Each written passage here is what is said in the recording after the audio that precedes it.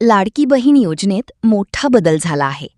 आता तुमचे पैसे थांबू शकतात, कारण एक छोटी चूक तुम्हाला महागात पडू शकते.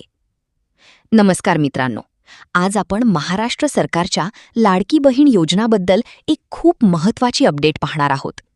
जर तुमच्या घरात कुणी या योजनेचा लाभ घेत असेल तर हा व्हिडिओ शेवटपर्यंत नक्की बघा. सध्या सरकारने या योजनेत मोठी पडताळणी सुरू केली आहे. आता सर्व लाभार्थी महिलांसाठी ई-केवायसी करणे अनिवार्य करण्यात आले आहे. सरकारने ई-केवायसीसाठी 30 एप्रिल ही अंतिम तारीख दिली होती.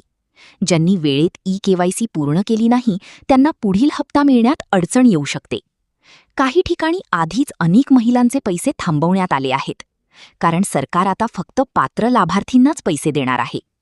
अनेक महिलांना अजूनही ई-केवायसी म्हणजे काय आणि कसे करायचे हे माहिती नाही. काहींचे आधार लिंक नाही, तर काहींचे बँक खाते अपडेट नाही. यामुळेच अनेक अर्ज रिजेक्ट होण्याची शक्यता आहे.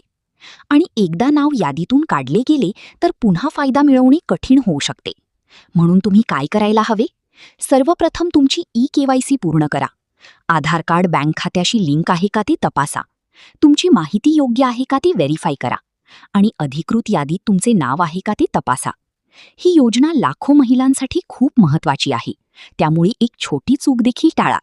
हा व्हिडिओ तुमच्या आई, बहीण किंवा ओळखीच्या महिलांपर्यंत नक्की पोहोचवा. आणि अशा अपडेट्ससाठी लगेच फॉलो करा.